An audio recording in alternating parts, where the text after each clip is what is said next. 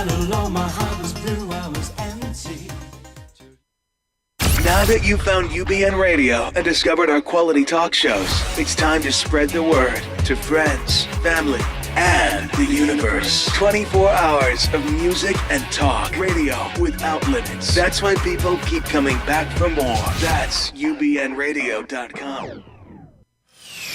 Everyone is a product, and everyone needs marketing to succeed. Let's talk about it right now on the C-Spot. Going to market with Wendi and Peter. Hey, Peter. Hey, Wendi. I don't know that I can hear myself in my headphones. I think, it's a little bit quiet in the headphones right now. Boop, boop, boop, boop, boop, boop, boop, boop, boop, boop. I can't hear myself at all. But anyway, everybody else out there can hear me.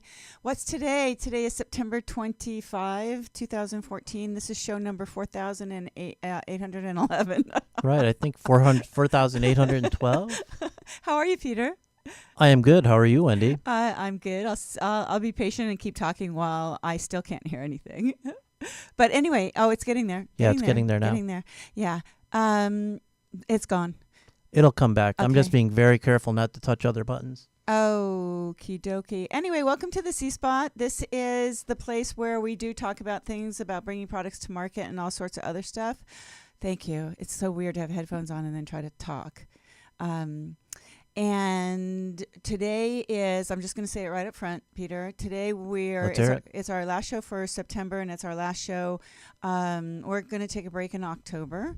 We're not too sure why, but I just need a break. I think Peter needs a break. Yeah, it'll be interesting. I mean, for you, this is like 3 years of Thursdays. Yeah, this is like 3 years of Thursdays. It's absolutely 3 years of Thursdays. And but that's really not the reason. I mean, I still don't know what the reason is. I think we said we're going to take October off because we are both really getting burned out. We're just really busy, and we just needed a break. So we're taking like a vacation. Yeah, that sounds really good. Which I never do, so I didn't even know to call it a vacation. Right. That's why I was struggling with what we're doing. But also at the same time, we're celebrating Rosh Hashanah. Yes. I happen to be a real Heb, a Jew.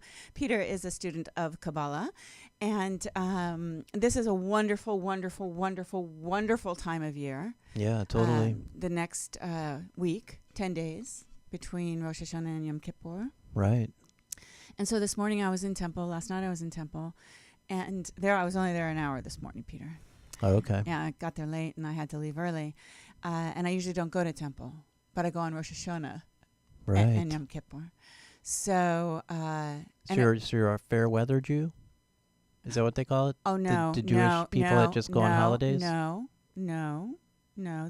I'm a responsible spiritual person who grew up Jewish and whose parents were like every other parent that I know. I mean, my kids don't really have any real religion, you know. Yeah. Well, my father was Jewish and was involved in the temple. I went to Hebrew school. I dropped out when I was probably 9.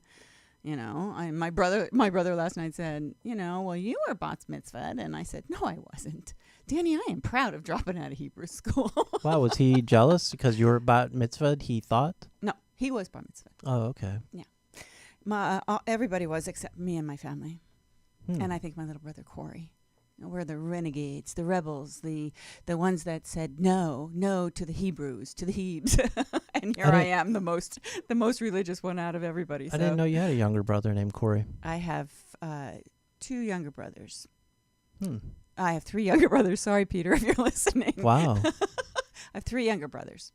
I'm the third. I'm the middle child, and that's why I am the way I am, always vying for attention, always wondering what's wrong with me, you know, having all of these questionable doubts about myself.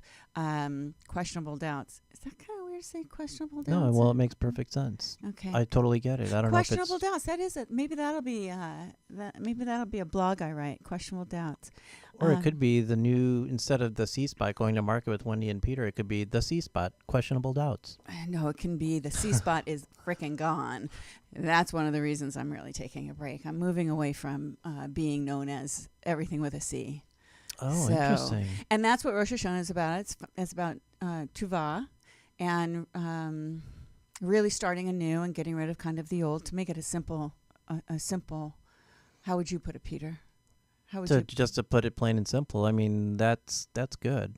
I'm kind of like lack of a definition for it. I'm feeling like this Rosh Hashanah, I'm like really floating in air, like looking for my landing spot. If that makes any sense. Well, I'm going to tell you something. You are dressed correctly because no one could miss you. Peter's got on these amazing plaid pants. Right. I wish that I could like show your pants. I would show them, but yeah, I can't kick my leg up right now. But You have on these amazing plaid pants. So finding your landing place, people are going to see you come in. No, I know what you mean. It's like really hard when there's a certain time of energy, right, that's opening up. It's like I was telling my brother last night that the sound of the shofar is the sound that is the only sound energy-wise that connects with Binah, I think, or the other dimensions. right. And because on the way into temple, Danny was telling me how before we stepped on the ground of the temple, he made sure to point out that we all came from an asteroid that crashed in and exploded. And I said, yeah, that's what the Jews believe. So, but that's what the shofar is really kind of all about, is it opens up and connects that energy, right? Right. So I'm trying to find myself, too. That's why I have this pretty little shirt on. Look, I went to temple. Yeah, that's this a week. lovely shirt. And we're both wearing white today, Went to so we're temple. coordinated again. Mm-hmm. I kind of like me sitting here, but I just kind of pushed my shirt up because Yeah, no, I like it too. It Yeah. gives like a whole new look and feel. And actually now it makes me think like, Why weren't we doing this the whole time? well, not only that, but now it really, not that the camera's on me that often. Usually it's not on me a lot, but I look behind me and it's so boring. They got to brand this wall behind the operator too. It is. Look, it is. If you could turn right. around, there's a big giant UBN I do network. see it, but it's like nowhere near the camera and all that stuff. So that means that Oh, they should where's your move the camera? whole- Where's your It's camera? behind you. It's just moving the camera. Oh, right. Yeah, Yeah. moving it to that side. Exactly. It's just moving it to this side so that you are with the UBN Right. broadcasting. Tony, hello. Hello. You'd think they'd do that. McGee. Hello. Boy. Anyway. Yep. Okay, so let's focus. Yes. We're having fun today because this is a show before our break and our future is undiscernible. Yes. We're still deciding. Right. What I do know, what is one thing that you do know? is that it's bright. It's super Yes. bright, and it has things that in my head that I have planned that I want to do, that I want to reinvent myself. This is the time when, I'm going to have my 60th birthday in March. Wow. 60. That is so hard to I believe. was trying to make a 6 with my fingers last That night. totally looks like a 6. Is that a And it's like a 6? 6-0. It's That's like a 6 and an 0 all Well, combined. It's a 6. Wendy, that is just so hard to Uh-oh. believe. It's like I totally know you, and I thought you were like 51 or something. And even then, I thought you looked young for your age. I am 51. I just want to pretend I'm 60. Don't tell anybody. I know. It's like I'm flabbergasted. I can't believe But I you're am. turning 60. So, and I don't have any bones about that. And for the first time since I went through cancer and I lost all my hair and all of that stuff, I was diagnosed in 2005, and then I kind of took me 4 years to kind of get on the other side of it. But anyway, I posted my first picture of when my hair was really short and I was fat and bloated from chemo. Wow.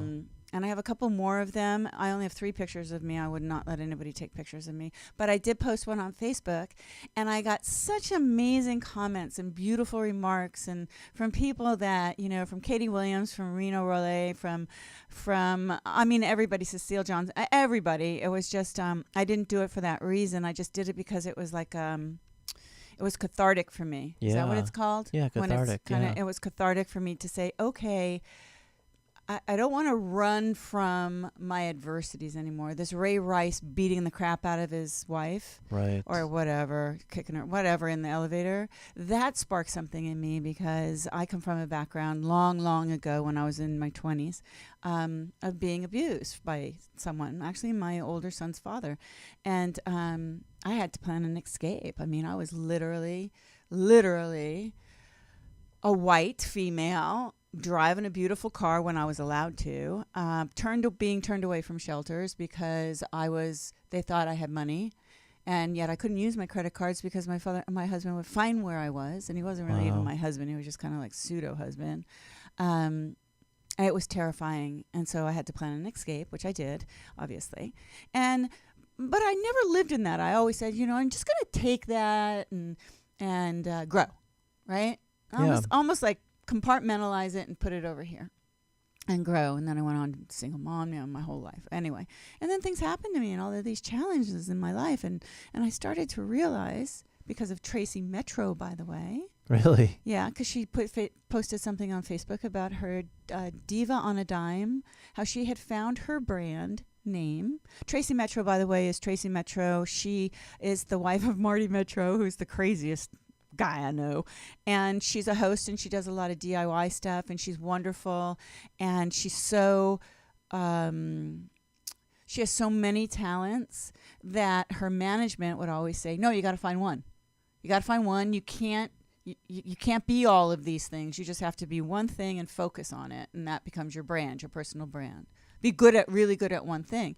And Tracy was like, but I'm good at a lot of things, and that's really what makes me, is that I am good at all of these things.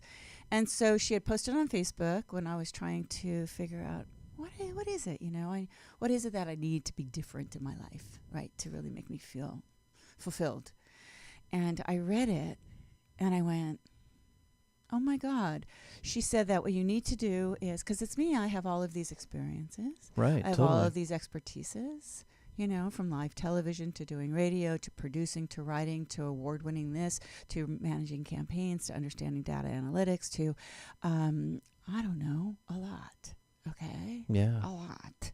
Anyway, so I did her exercise. I thought, okay, I have to find my purpose. And I have to build on that purpose, right? And so I started doing this column thing where, okay, I went through this, I survived, I went through this. I started to find the common denominator in everything throughout my life. I found it, and I started seeing I survived. I made it through. I got through that one. I made it through this one. I got through that one. I'm always giving. I'm giving too much. I'm always thinking of everybody else. But I saw this process, and I realized as I went through that process that I was running away from all of the things, like my cancer. I don't want to really talk about it. It's okay. I don't want to be one of these people that goes and champions raise money for cancer. This was my attitude after. Yeah. Right? I just want to grow from it. And then I realized that I was handed all of these things in my life so that I could survive them, and yet I was given the Moses complex so that I could then share them with other people. Right? And I was running from them as opposed to I was running away from them. I wasn't embracing them. I thought I was, but I wasn't. And so now I'm running with them. And that's really where I want to go and what I want to be, what I want to do. Wow, and that's really fascinating. Easy Go Pro kind of kicked that off because it was like, why am I doing that? Why do I have this? Why do I want? I've launched so many products in my life, and it's difficult. It's hell. It's difficult. It's the hardest thing in the world to do. And then I realized that it was because I saw an opportunity there that was really something that I've suffered from all my life. That constipation, by the way, people. That I think that is an easy, simple solution that after 12 surgeries, a doctor never said to me, elevate your feet. Right? So it was almost like that happened to me, and I was introduced to actually the Squatty potty. I worked with them for a while. They're wonderful people, have a really wonderful product. But, I decided that there could, a toilet stool could be improved upon and, made a little bit different. And that's what I did. There's plenty of room in the world for both of us, or for 20 of us, actually. But it brought me back to the fact that it was something about the human nature that I just wanted to, it was my tool that I could then use to tell my story and then offer something also. So it's kind of weird. It's like, I found it, Peter. I really want to pursue Wendi Cooper. Yeah. Wendi Cooper brand. I like that. And what I have to offer and bring to other people. Yeah, so watch out, frickin' America. Here I come, because C-Spot Run, 20 years, plateau. I'm still really great at what I do as far as direct response and commercials and creative and all of that stuff and consulting and all of that stuff. But you know what? I'm going to be 60 in March, and I really want to, today in this week, that's my truvah, right? I just want to become who I really am. Wow, that's beautiful. Thank you, Pete. And where do you start? My girlfriend cried when I told her. Well, I'm kind of like Starting right my here. eyes are a little, there's tears forming in the back of my eyes. You're sweet. I feel that feeling. So. Oh, thank you. I'm starting right now. I just started. Nice. I just started. I started a long time ago. I was telling someone, that I had known since 1997 at Garrubbo. I saw him in Las Vegas. And Ed knew me back in the day when I was pretty hot, and I was represented by William Morris because I was also a spokesperson and a talent. And then I met Ed. He was with American Telecast. We all know American Telecast back in the day from Christy Brinkley and Chuck Norris's Total Gym. Well, here's a little tidbit of something that most people, no one will know but me and this guy Boz and probably my husband, Marino, is that I invented back in 1997, by a drawing, a squat machine. I call it a squat machine. I took it to my friend Boz, who was ex-Special Forces guy, and he was a trainer. And I said, what do you think? And he did a prototype. His guys that were in Arizona, like the bomb squad guys or whatever, they did a prototype, welded it together over a weekend. I could see them all out there, all the ex-Special Force guys, spies. He brings it back, but by that drawing, American Telecast gave me $25,000 just to have the rights to the idea. Wow, that's amazing. So we did a prototype, and then they were also looking at Total Gym. So it was my products, the squat machine, and Total Gym, and American Telecast obviously went with Total Gym. But they felt as though they could build a franchise out of me and Boz, like they did with Christy Brinkley and Chuck Norris, right? But they went with Christy Brinkley and Chuck Norris. That was stupid, right? So anyway, I knew Ed from back in the day, and I was telling Ed, I said, Ed, because we were got in this conversation, and I said, Ed, my brand became C-Spot Run. Everybody thinks of me as C-Spot Run. Nobody thinks of me really as Wendi Cooper. 20 years, I'm C-Spot Run. If I meet someone at a show that I don't know, like at a trade show or a conference, and I say I'm Wendi Cooper, they don't know who I am really until I say I'm Wendi Cooper, C-Spot Run. Right, so like, oh, hey, C-Spot, what's up? No, but C-Spot, everybody knows the name, the brand of my company, the agency, whatever, but they don't necessarily know my name. Yeah, totally. They think I have 100 people working for me. Oh, I heard that's a great company to work for. Uh-huh. It is. Okay, right? I should know. But that's how strong the C-Spot Run brand became. Mm-hmm. And I love it. And it'll stay there, but I'm done trying to grow it. I was done trying to grow it, 5 years ago. I mean, seriously, I just was. I don't. All of my business that comes is by referral. I don't advertise. My website's there. I've been saying I have a beautiful website, but I really kind of need to update it. But it's still beautiful. But it's still that the content needs to be updated on it, Mm-hmm. And so anyway, that's what I'm going to focus on, Peter. How do you feel about that? I think it's a great idea. I love it. I can't wait to see what will metamorphosize with this whole concept of branding Wendi Cooper. Yeah. So I'm also thinking about, we're going to start blogging. I have somebody, Jenny Shackelton. I don't know. No, you didn't help me with the Magic Minerals show. Yeah, I don't know, Jenny. Life is so funny. Life is funny. So I shot this Magic Minerals show a few years ago. I rebranded this guy, Jerome Alexander. I love the commercial. I just loved it. But Jenny shows up as an extra kind of like model, testimonial. She's a testimonial. Okay. Right? But I use her for everything, right? I use her for the model. I use her for the dancing. She's a beautiful redhead. I use her for her hands. I use her for everything. And she was such a champion. She didn't come to be used that way, but she was such a champion. And through the years of making 12 different versions of this commercial, Johnny, my editor, Johnny Bachelier, and I mean, we always have fun with Jenny. We put her in like, but wait. No, it was a spot where there's free shipping and handling. And we did this thing where we said, wait for it, like that. And when the VO was saying, wait for it, you can see it on my website at cspotrun.com. Jenny is dancing like this, and it was just so cute, So you just like put her in it like that? So John and I would always put Jenny in everything that we did for Magic Minerals, dancing, Right. and doing this dance, right? Well, I had never talked to Jenny for all these years. It's like 3 years now, if not more. And I read something that she wrote. I don't know how, Jen, if you're watching this, I really don't know how I came across it or what happened or if I contacted you. I don't know. I don't remember. It was just 2 months ago, too. But she sounded just like me when she was writing. I love the way she wrote. I loved what she was doing. I think I saw some stuff maybe on LinkedIn. And I just connected with her in a really weird, Wow. like, wow, this is the first person that I could see writing in my voice. Like, you can't do everything, right? I mean, people, like, you try to write in my voice, and it's obviously not me, Peter. Yeah, totally. We all know that. Yeah. Because I don't say yes, indeedy, and all of Right. that, right? Okay. But Jenny, the way she thinks, the way she writes, and it was so funny that it would be of all people, Jenny Shackelton.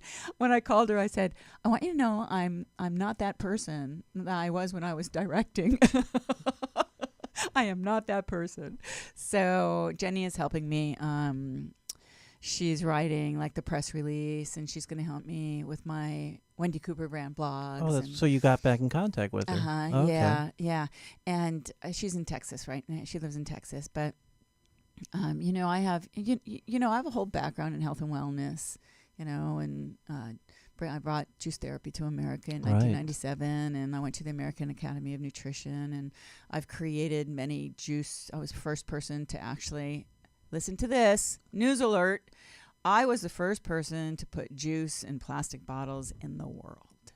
The world. Okay. This was before, those plastic bottles that kind of go like that.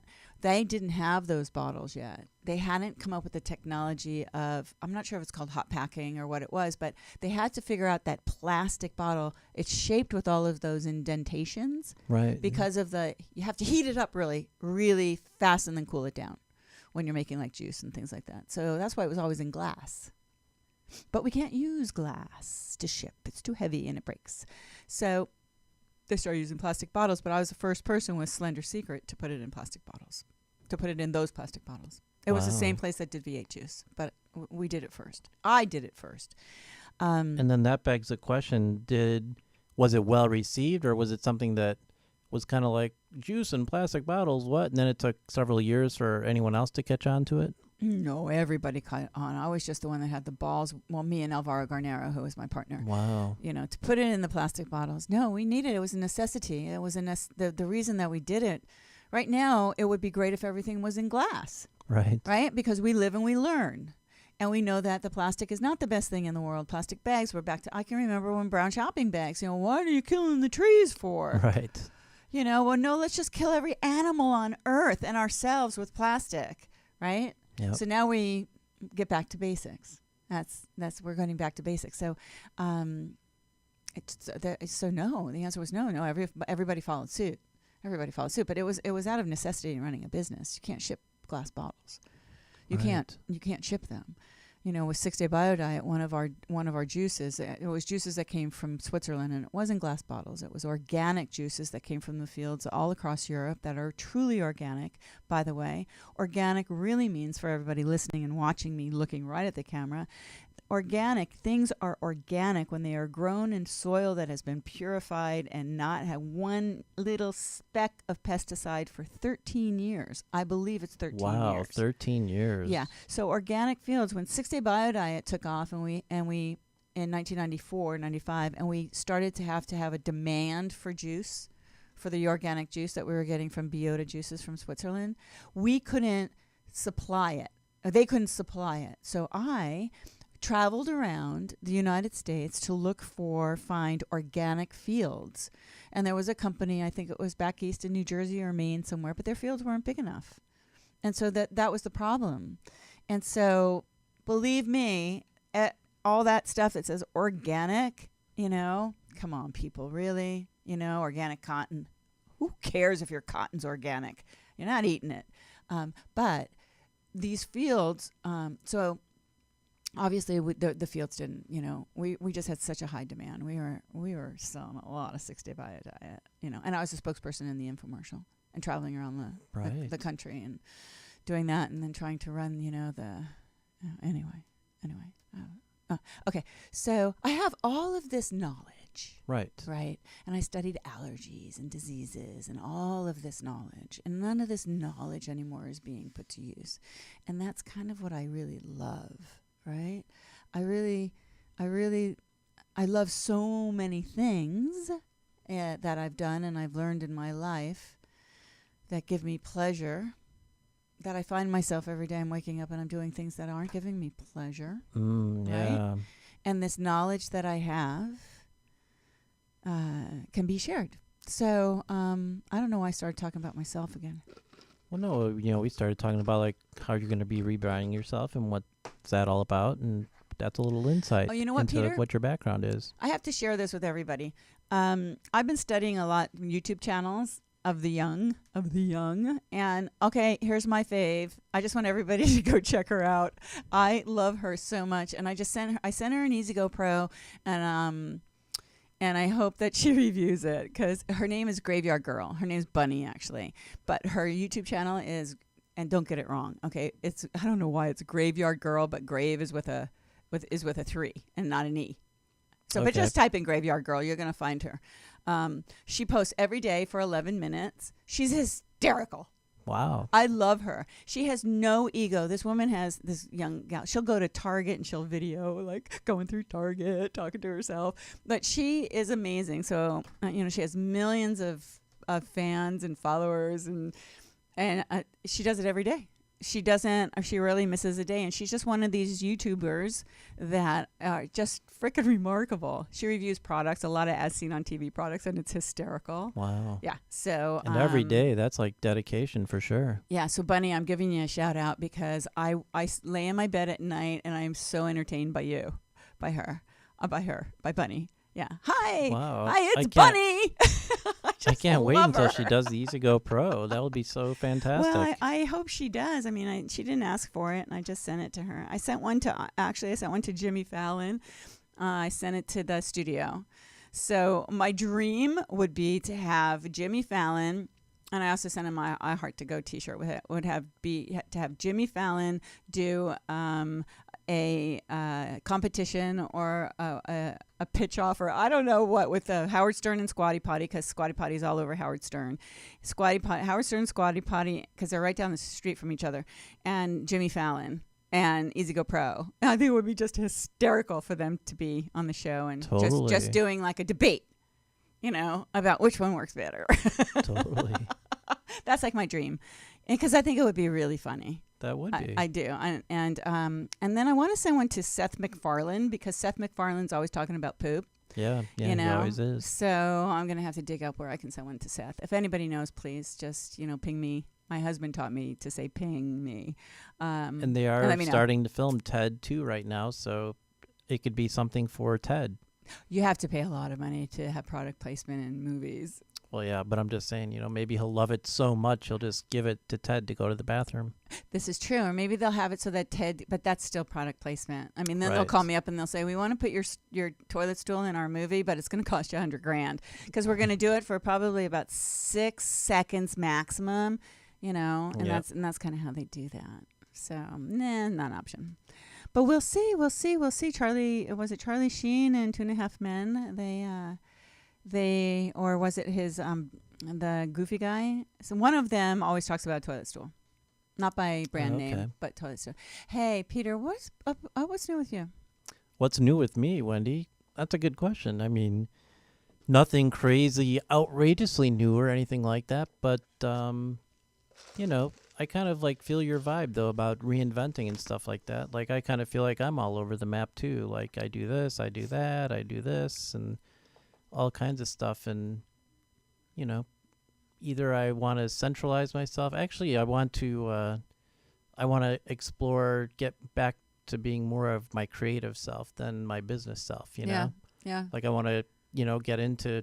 I want to try the mouth painting. I started my first painting last weekend, finally. Oh, you did? Yeah. Oh, that's cool. Yeah, and it was really interesting. Like, I'd never painted before. I've drawn a lot before, but I've never painted. And I kind of was like, I'm not sure if it's, if I'm going to know what to do, but it just all came to me. Like, I just started painting, and it felt real natural. Although I did watch several YouTube videos afterwards, because I wondered a few things. Like as I was painting, I was like, well, how do you do like really straight lines with acrylic, or how do you do like perspective, or how do you make a ball look 3D? So I just YouTubed all those things, and you were able to do yeah, it? now I'm able to do it. Yeah, just by watching those tutorials and stuff. Is that little gnat flying around bothering you? Because I'll come over there and I didn't smack even it notice down. it. Okay. Even as you speak now, I don't see well, it. I'll let you know when it lands on your forehead. Okay. So so there's that. That's very cool. You know, what are you painting on? You're doing acrylic on canvas? Yeah, acrylic on canvas. Yeah. And your canvas and you're painting with the pen in your mouth, or with the paintbrush in your mouth? Yeah, with the paintbrush in my mouth. Yeah. Do you clean those paintbrushes off after you spit all over them? No. Yeah. Well, I have the wooden Sorry. part in my teeth. Yeah, I know. I'm just joking. Right. So that's amazing. And you don't sketch it first, right, or anything like that? Well, I did sketch an idea first, but then one thing I did learn on this first painting is that I will probably sketch lightly on the canvas and use that as, as I paint. Because I was kind of like emulating my sketch as I painted, and it didn't quite capture it like it was in my mind, but it's still interesting. Isn't it hard because usually you have your arm to your paintbrush to the canvas, whatever it might be, so you have that perspective, right? You have that perspective of that being away, but you have a brush in your mouth, so you're very close to what you're painting. Yeah, it would be like, standing really, really close to the painting, and so you don't have this broad view of what's happening, so kind of scaling it, and, so that's an art in itself, just figuring how to do that, right? Yeah, although I think just through mouth drawing and writing, I kind of got used to that. Yeah. I don't know if I ever told you, when I have a pen in my mouth and I could write with holding the pen in my teeth, that when I first started doing that and up through this day, my pen handwriting looks just like my handwriting used to look. You're kidding. Yeah, so I think handwriting is like in your I've seen your handwriting. You have better handwriting than I do. Way better mouth writing. Right. Yeah, than my handwriting. So I think your handwriting is like in, it's like it comes from your brain. Comes from your brain or something, yeah. They had the rabbi last night was talking about, now I have to go back because it was so interesting, about free will, and how free will is not really free will. We have no power. Oh, we have no power over free will. Okay, when you think about that, that's kind of interesting, because that is our only power, is free will. Okay, but we have no power over free will, because free will really comes from the energies that are in the brain, and and how he described it, I was like, oh, wow. So it's the unknown. We don't know where free will comes from. We don't know where that comes from. So to call it free will, it's really not, it's quite not at all free will, right? Because we have no control over that decision, that ultimate, what we call free will, the decision that we now are calling free will, to do, to not do, whatever, but that's something that happens. And I'm sorry that I can't really recite it as well as he did, but it was in basically his sermon, right? Because it's the portion of of Rosh Hashanah, and he was talking about the meaning of faith and free will and all of that.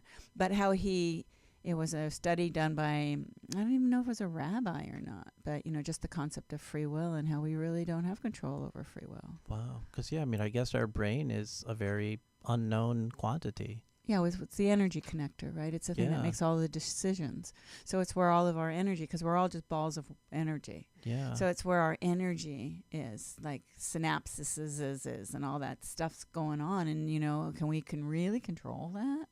When you think about it. Yeah, well, we don't control it, obviously. Right, we don't control it. So that's a good point. So then how could we control free will? We can't. If free will comes from the brain and we don't control the brain, that's really fascinating. Right, that's the essence of it. That's put in Wendi terms. Right, now, my brothers or Gilbert or whoever was with me last night might say, Wendi, that's not at all what he said. The lines are lighting up.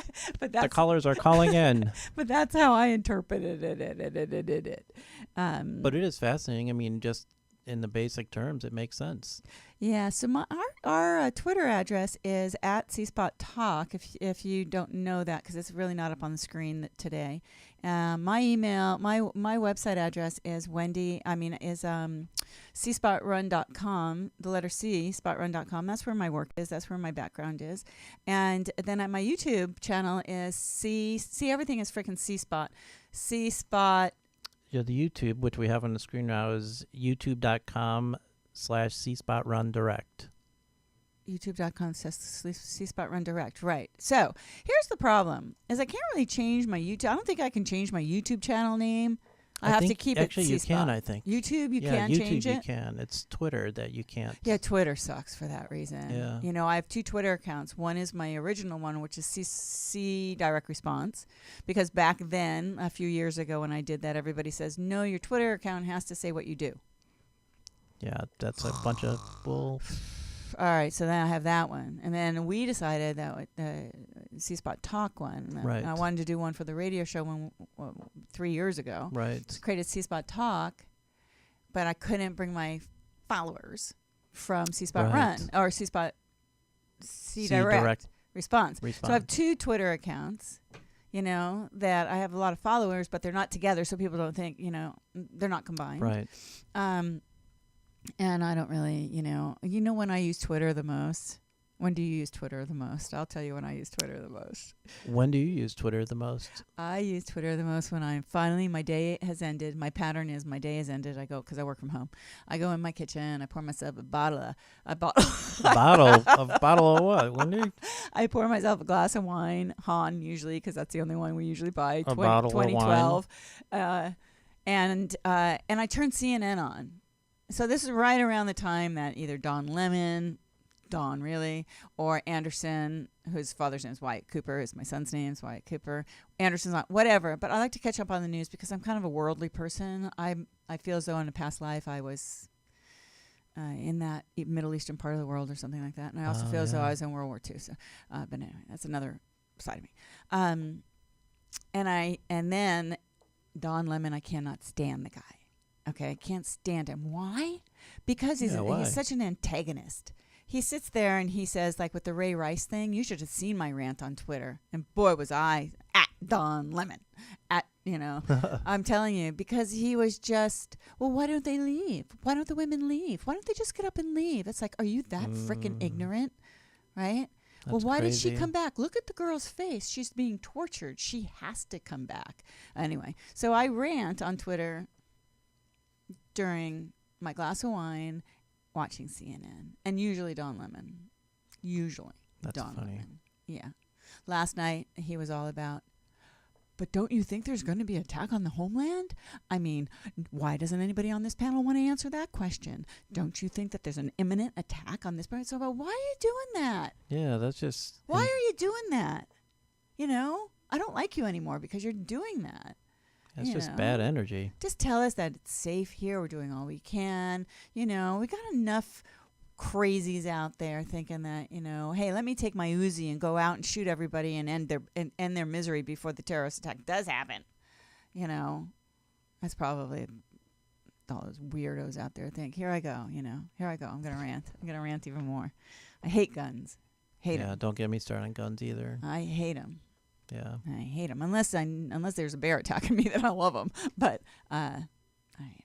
So, you know, interestingly enough, that's when I use my Twitter, too, is usually when I tweet. It's usually very, very late at night. But my own personal Twitter, at Peter Sobey, like about 9 or 10 months ago, I randomly started tweeting to this girl on Twitter that I don't even know. Her name is at Annie Gerard Yay.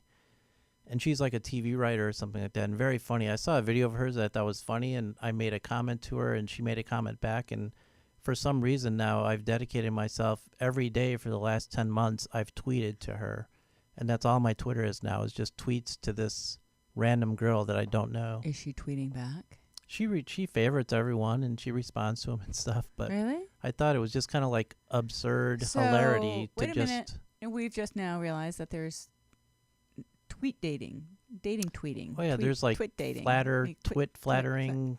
They had there's like this whole like oh God, Twitter are people sphere. having sex on Twitter now? Basically, yes, yeah. Anthony Weiner was. But no, this girl, she's engaged to get married and stuff. It's like very above board. Oh, that's nice. So I just you thought made a it new was friend. like You made a Twitter friend. I just thought it was like absurd to just tweet to a random person every day for a year. You thought it was absurd? Like funny absurd, Fun. yeah. Yeah, funny absurd. Yeah. Yeah, like cool absurd. Yeah, exactly. Yeah. Yeah, that's a real dedication. Yeah, totally. And actually, Annie, what Peter does is Peter puts a whole month into Hootsuite, and he just pushes a button, and then he just lets the tweets go out every day. Right. I do, schedule some ahead of time. Well, everybody does. That's how people think that people are actually tweeting. Advertising agencies or digital agencies will actually say, okay, here's our month and this is what we're going to tweet. Yeah. And then they put it into these programs and then these tweets go out, and they have it like the tweet's approved and blah, blah, blah. I don't think that that's the way that you should be using Twitter. Yeah. But, it's kind of Twitter is an organic thing that, it's like of the moment. Yeah. It should be of the moment.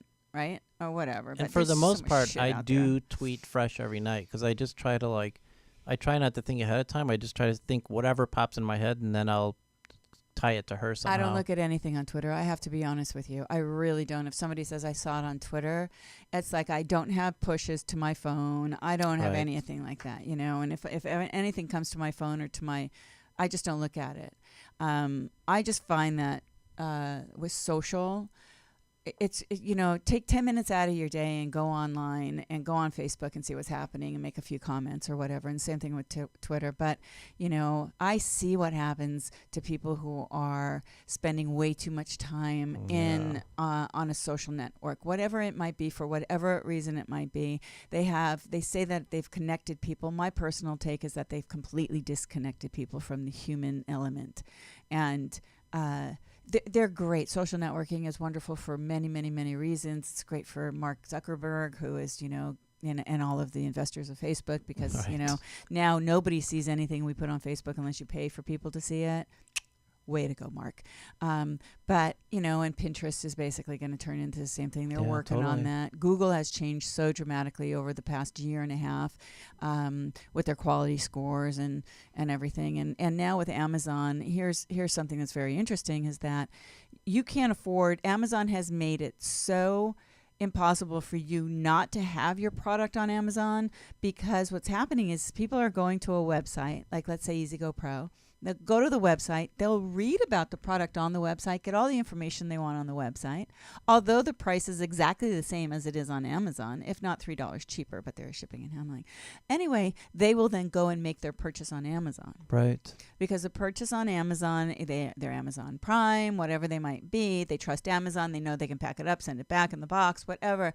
So what's happening is that you can't afford not to be on Amazon. Right? Now, you can make a choice. You can not be on the world's largest shopping e-commerce site, besides what will soon be Alibaba, but anyway, on Amazon, and just have your website, or have your website with your e-com attached to it, and just be ready to know that most of your sales are going to come through Amazon. And you have to, now those implications are extraordinary for the digital space, but I'm not going to talk about that because I am a person that sees the future and I know exactly what's happening when that's concerned, but I am not going to say anything. Not today, I'm not. Okay. But speaking of saying anything, with the few minutes we have left, do we need to talk about our sponsor for a moment, or? Oh, Direct Avenue? Yeah. Well, give them one last run. Should we play it? Yeah. Okay. This is they sponsor this show, Direct Avenue. Well, we will go to a Direct Avenue break and be back in 1 minute. Okay.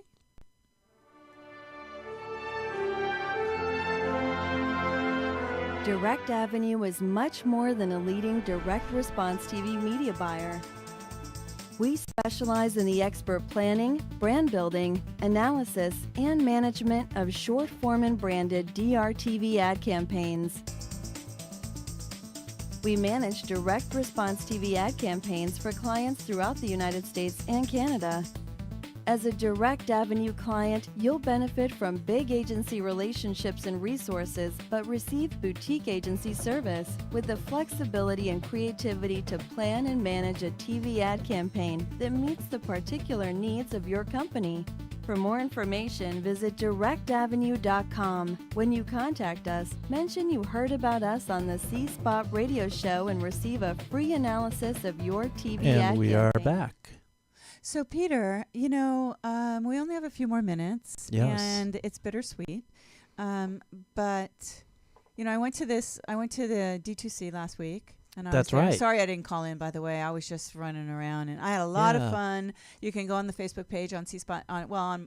Anyway, the photos are there. We had a lot of fun. Yeah, the photos with you and Blair and Darla Blair on and the Darla, stage look a lot of fun. A lot of people that have been on the show, and Jennifer Convey, and I met Jennifer Slimko, who is and her husband Michael, who just are amazing people. I just had a really great time. Nice. I went and I had socially a really nice time. But all in all, the D2C conference, they kind of left the it's the premier direct response trade show conference Right. and association.